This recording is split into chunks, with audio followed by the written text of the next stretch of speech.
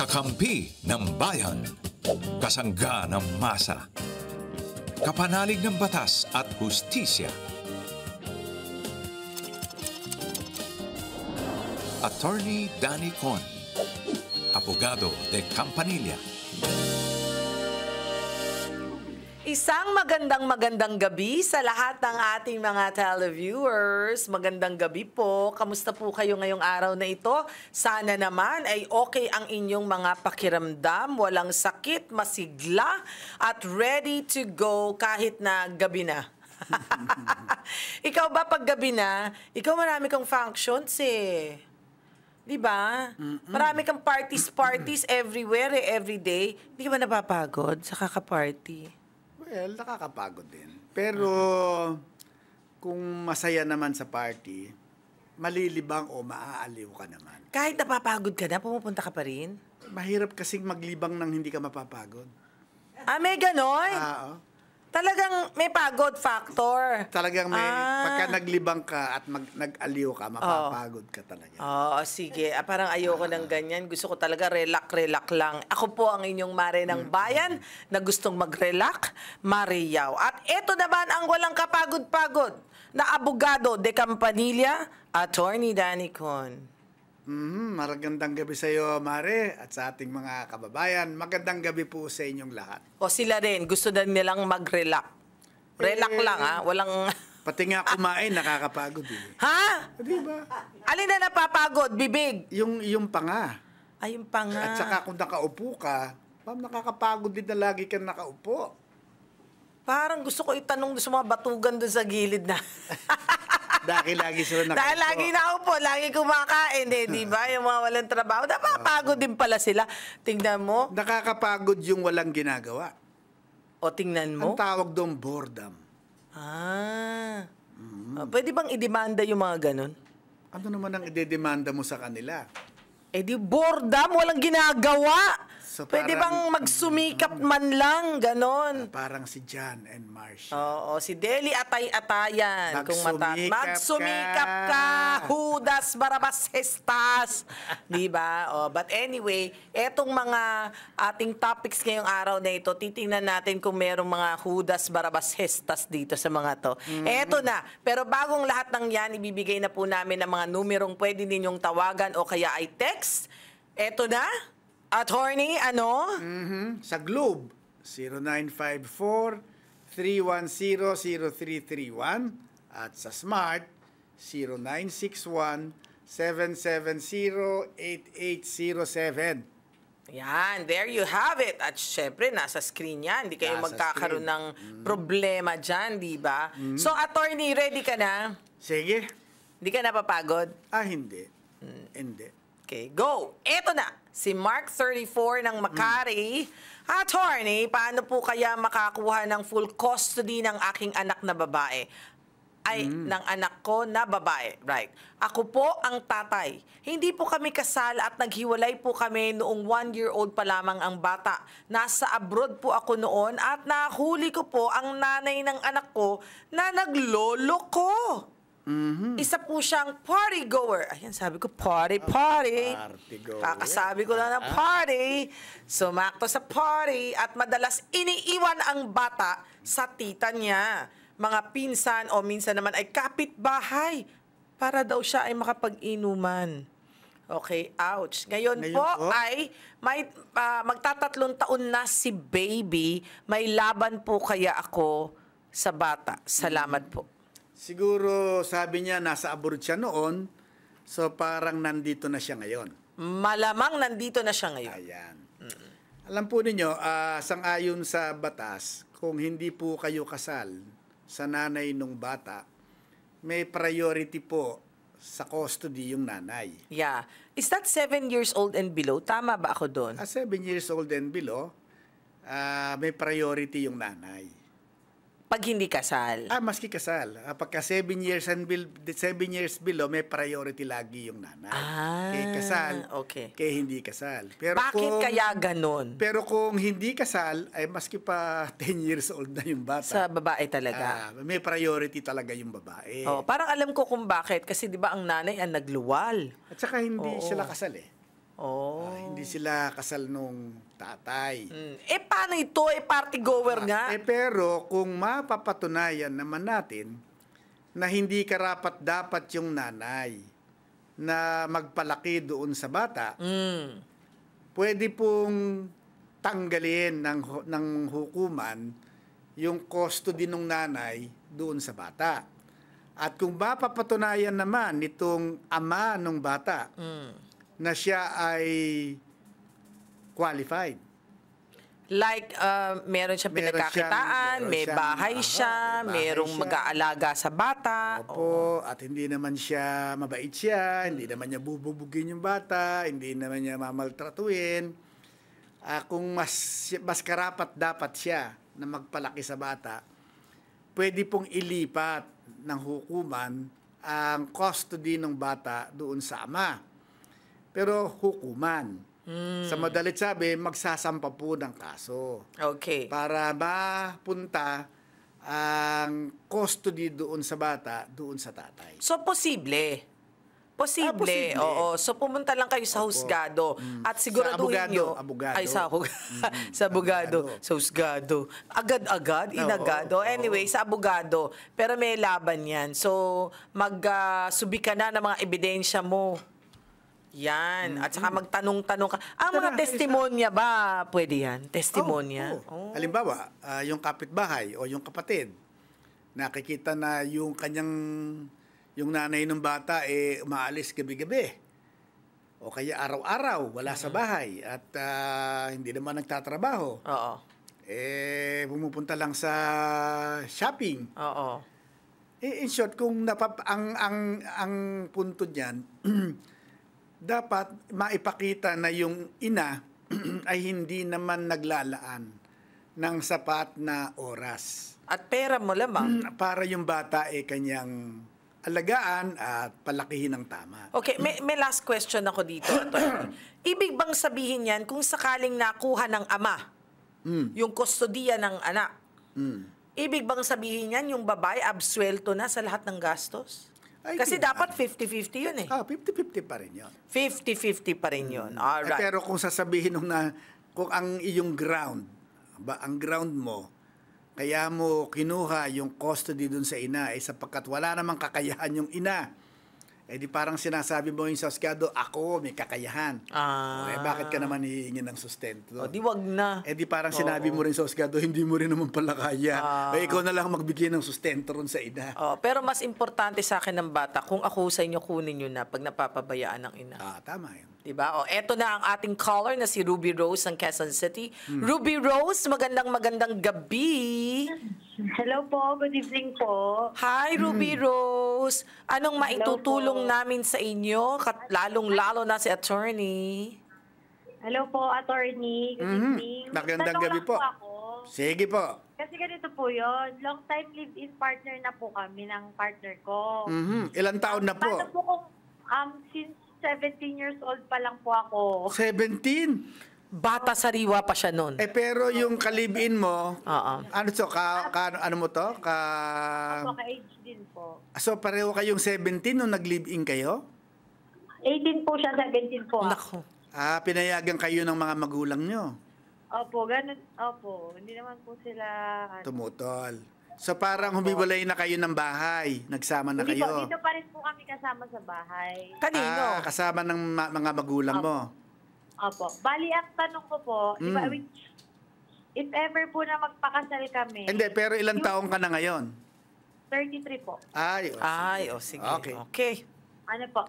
If ever po magpakasal po kami ngayon, ang apelyido po kasi ng anak ko is nung dalaga pa ako. Kasi nga po, hindi po siya nakapirma sa likod. Kasi hindi po siya ang nag-asikaso sa akin nung nasa ospital. Paano po pag nagpakasal po kami, tapos gusto namin ipa-apelyido sa kanya, ano po ba yung mga kailangan? Ay, magandang tanong Ayan. yan. Opo. Pero ganda nung kanyang problema ha. I'm happy for you. Ay, Girl. Yun po talaga matagal ko nang gustong itanong. Kaso wala naman po ako mapagtanungan na yun nga po, attorney. Kasi nga po, bawat tanong may bayad. Ayan. Pero Bawat tanong may bayad. bawat tanong may bayad. Kayo talaga, mga attorney, bawat tanong may bayad eh. Kaya nga attorney. Hatawa, attorney. Itong tatay ng bata,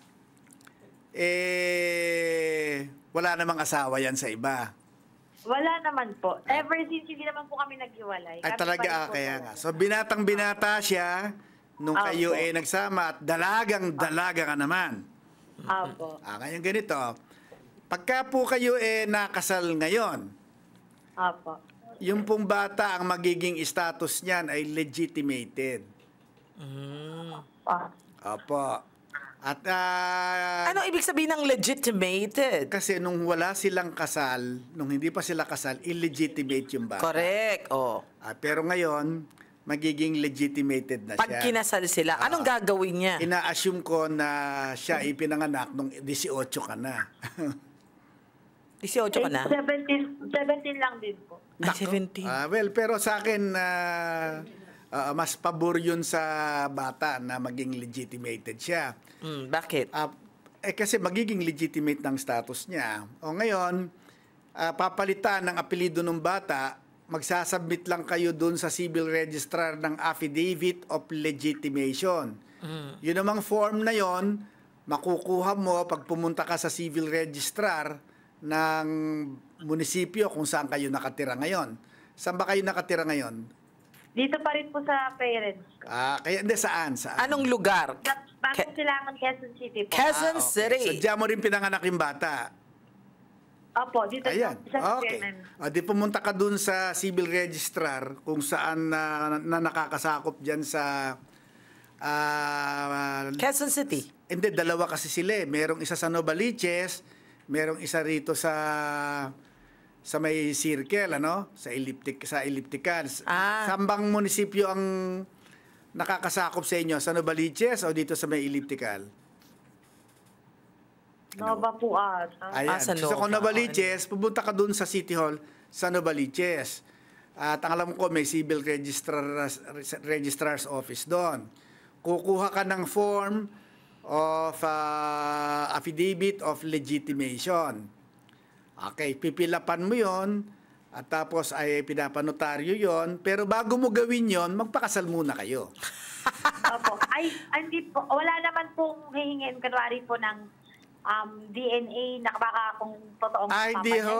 papanalo. Marunong pa sila ron sa tatay. Kung sinasabi ng tatay, Oo nga anak ko yan marunong pa sila Oo ron. nga. Ang tanong ko siguro ganito. Kasi nga, yung kanyang birth certificate, hindi naman nababago yun. Naglalagay lang ang annotation sa gilid. So, anong mangyayari? Kaya nga, pagka isinabit nyo yung affidavit of legitimation, mag-i-issue sila ng banibagong birth certificate. Nakasunod na yung pangalan ng bata sa pangalan ng ama, nakalista na rin yung pangalan ng ama, nakalista na yung pangalan ng ina, nakalista na kung kailan kayo ikinasal. Kaya magpapakasal muna kayo. Pero ang tanong ko, yung pirma nung tatay sa birth certificate, ano yun? Parang uulit ba sila ng birth certificate? Hindi na. Kung ano yung birth certificate dati, hindi mawawala yun. Okay. Tapos biglang magkakaroon ng affidavit of legitimation. Yes. Because of that affidavit of legitimation, mag-i-issue ng panibagong birth certificate. Wow. Nakuha mo? Opo. Hindi na po ba siya kailangan ipa-diaryo, gano'n? Parang wala na ho yan. Publication. Wala nang publication yan. So, pag legitimation, wala na ho. Opo. Pero kinakailangan ipapakita ninyo, i-attach nyo dun sa affidavit of legitimation yung marriage contract ninyong mag-asawa. Okay po. Kaya Ayan. papakasal muna kayo, ha? Pakasal muna ha. Baka... Ilan na ba yung batang yan? Dalawa pa lang po yung anak ko. May balak pa siya. May balak pa. Ilan pa balak nyo? Wala na po, 33 years old na po ako. Ay, bata pa yan. bata. Pwede ka pa makadalawa niyan. Oo, kaya pa. Pero kung kaya ng bulsa, friend, ha? Wait a minute, kaping Mahal mainit. po mag-tuition eh. Correct, mahal tama mag-tuition, easy. But Kaya 9 anyway, years po yung pagitan nila. oo, pero Ruby Rose, ang magandang balita, walang bayad yung pagtatanong mo ngayon. Nasagot ba? Thank you po. Opo, yun lang Okay. po talaga yung gusto kong malaman. Tawag lang kayo pagka nagka-problema kayo. Okay, at ang maganda nito, hindi na kailangan kumuha pa ng abogado doon sa Yun, legitimation. hindi na kinakailangan. Walang gastos. Okay? Okay po. Register lang po talaga. Sige Oo. Sige po. Thank you, Ruby Rose. Thank you din Kita mo po. nga, Yay. 17 pa lang, sumabak na ha. Ang tawag dyan, true love. Talagang 17, sabak na. Kala ko meron kang Hindi, comment eh. ang nanay ko, 17 din nung nag-asawa eh. Ha? Pang-ilang ka? Pang-apat. Tingnan mo. Kasi, nung araw, 16 years old, pwede na mag-asawa. Oo nga, tsaka hindi sila busy. Laging nasa loob ng kwarto. Oo, kasi maaga walang TV. Wala talaga. Wala rin Kaya social alas 6 media. pala, patay na ilaw. O kaya nga, Diyos ko, nakakailan yun. 7 kami. ano pa yon? Pigil pa yun, ha? Nag-family planning. Kung hindi nag-family planning yun, baka 12 kami. Well, ganun talaga dati. Dati yun, ha? Ngayon mahirap buhay, kaya easy, no? Okay, so eto na. Si Danica ng Quezon City. Need ko po. Parang Danica. Oo nga, ang Parang daming... ako Danicon. Ayan. Siya Danica. Okay. Need ko po ng help. Ano po bang pwedeng ikaso sa mga taong nagbabanta na hindi daw po ako makakapag-board exam at gagawin daw po nilang lahat para di ako makakuha ng lisensya kahit wala naman akong ginawang kasalanan sa kanila. Parang nagtataka naman ako, friend Danica. Bakit naman galit na galit sa'yo? Kung wala naman siyang ginagawa. Oo. Parang nalabuan lang ako, friend. O baka naman kayo may nagkaroon ng konting alitan. Pero Diba? nagbabanta. Pero kung nagbabanta, So bakit kaya nagbabanta? Ano naman ang naging dahilan at nagalit sa kanya itong nagbabanta? Kaya nga. Pero ang punto ko dito, meron bang taong pwedeng magsabi na gagawa sila lahat ng paraan para ikaw hindi makapag-board? Meron bang pwedeng, anong ibig sabihin doon? Alam mo kasi... Ikaw ba ang nagbibigay ng board exam? Hindi. Magpa-file sila ng mga complaint. Magfa-file sila ng Dun complaint. sa board na magbibigay ng exam. Ganon din sa bar.